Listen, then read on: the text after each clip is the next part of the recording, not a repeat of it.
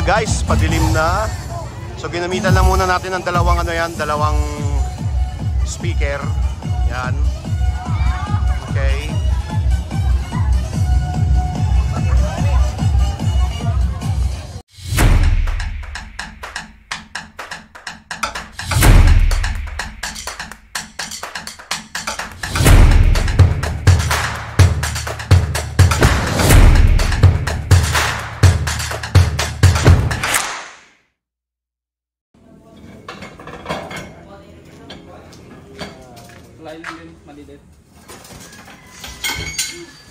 Okay, loading tayo guys, loading.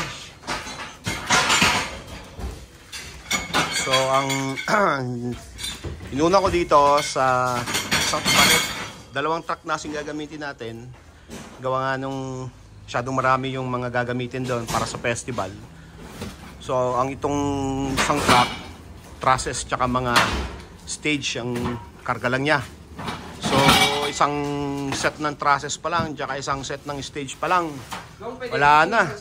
Punong-puno na. Yan. Okay. So, yan. Nabakante ng di oras yung ating bodega. Ano yan? Yung braces. Na-disgrasya pa tong dalawang panel ng stage ko. Ayan, no. Sa tagal na sa tagal niyang naka-stack sa bodega. Hindi ko na naisipan. Ayan, nanay. Shit. Ayan, no. Ayan, no. Inanay, dalawa to. Yung isa, ando na, inakyat ko na sa may poultry ko. May poultry ako kasi dyan sa taas. Pinampupurok ko lang sa manok. Imagine mo guys, modular stage, pinampupurok sa manok. Ayan. The next day. Ayan. Ayan tayo. Laga Festival 2025 here at Lagayan, Abra. Pew, pew, pew, pew.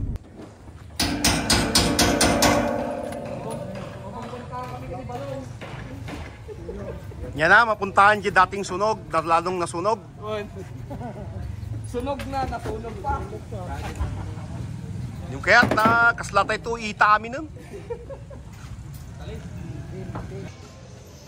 Ayan, good morning mga boss. Meron na naman tayong bagong event ngayong araw. Bukas pala yung event pero ingress natin today. Today is March 14, 2025. Alas, anong oras ba? 9:13 ng umaga. Nandito naman tayo ngayon sa bayan ng Lagayan. After nung mga events natin sa bayan ng La Paz, Lagangilang, ngayon naman sa Lagayan. Ayos to. So bayan ng Lagayan, magkakatabing mga bayan lang ito dito sa Abra. So ito ang pangatlong event natin sa fiesta. Yung kasi ngayong buwan ng Marso, kasi March, puro mga festival dito sa Abra. So pangatlong festival event natin ngayon. Ngayon ang ingress natin, kanina kami bumiyahe mga alas 5 yata ng madaling araw kanina. Umalis kami ng bahay, then nakarating kami ito alas 6. Pero hindi rin kami nakapag-set up ng agad-agad dahil wala pala yung in charge na organizer. So hindi kami hindi nasabihan yung mga staff dito sa LGU na kung saan kami magpwesto. Kaya medyo na late na rin, mga 7:30 na makapagsimula kami. So anyway, ito ang ating setup ngayon for today. Dito tayo sa tapat ng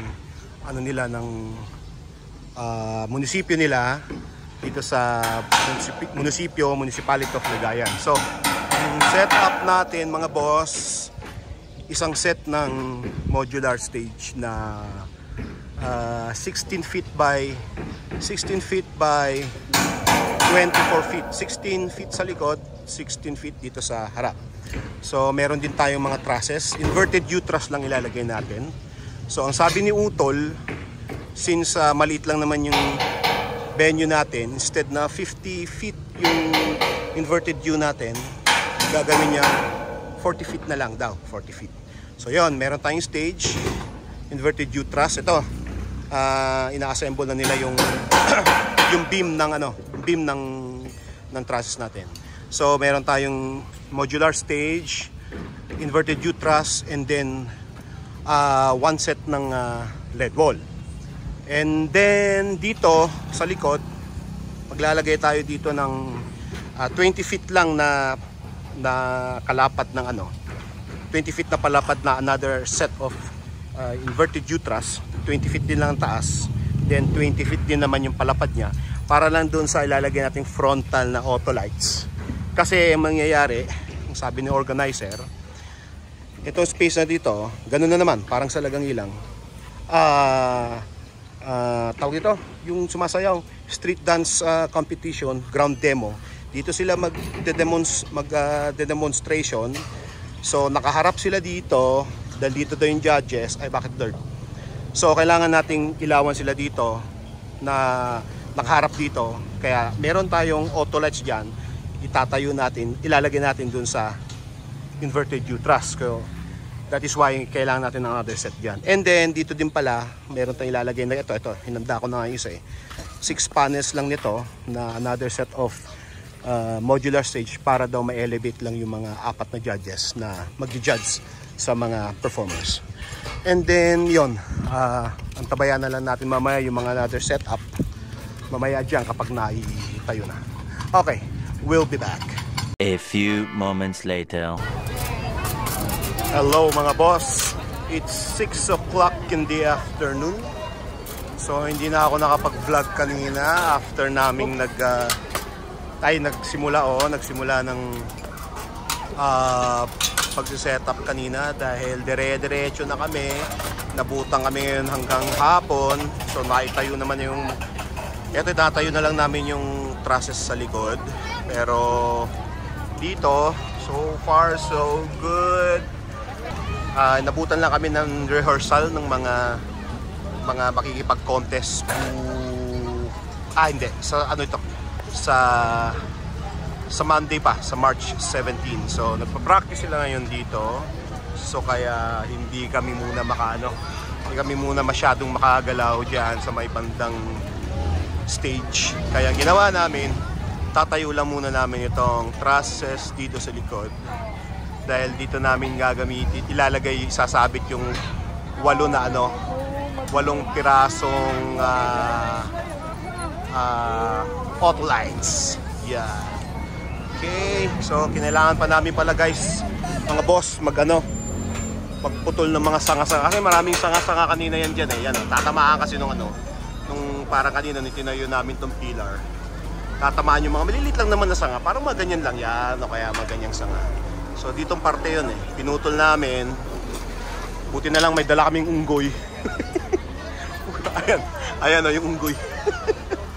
Makyat kanina dito sa puno, may dala siyang itak. So pinagtatabas niya yung mga maliit na sanga. Ayan, nandito kanya, pero naitapon na namin Okay, ayan. Meron pa palang mga maliliit na hindi namin natansya, natatamaan. So nakyat ulit ng unggoy. Para tanggalin. Gwapo yun. Oo, yan. Okay, sige.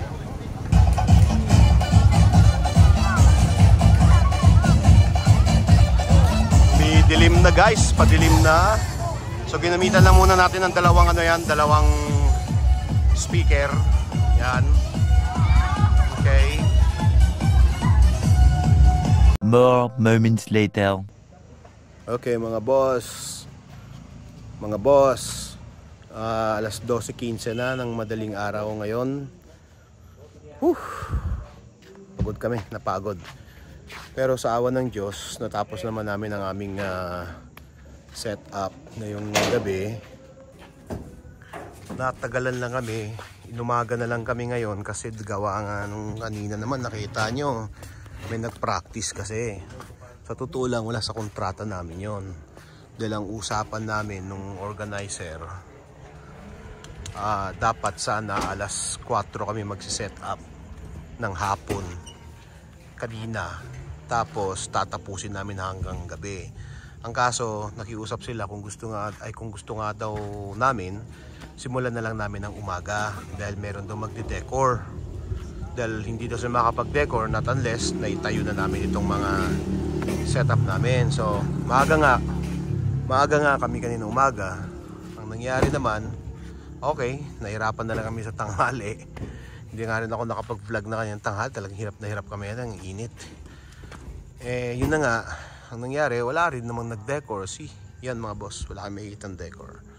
Tapos yun ang usapan namin, amin ang araw ng March 14 for the ingress hapon hanggang gabi. So yun ang usapan. Tapos kanina 4:30 may mga dumating na ang dami. Ewan ko ilang grupo yun, nasa 15 grupo yata. Parang yun, nakita nyo kanina sa video. Nag-practice. Nag-start sila ng 4:30 hanggang alas 11 na kanina natapos.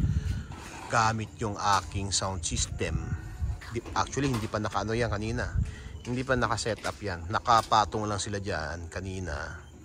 Then ginamit yung isa kong yan speaker na yan para lang sa nag-bluetooth sila kanina, yan ang gamit. So pagpalagay na natin hindi speaker kong ginamit, speaker nila. Hindi rin naman ako makapag-sound check kanina dahil andito sila kanina mga boss Ilang grupo sila, ang dami.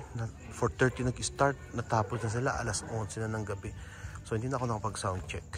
So ang ginawa ko na lang, pinatch ko na lang lahat yung sound system.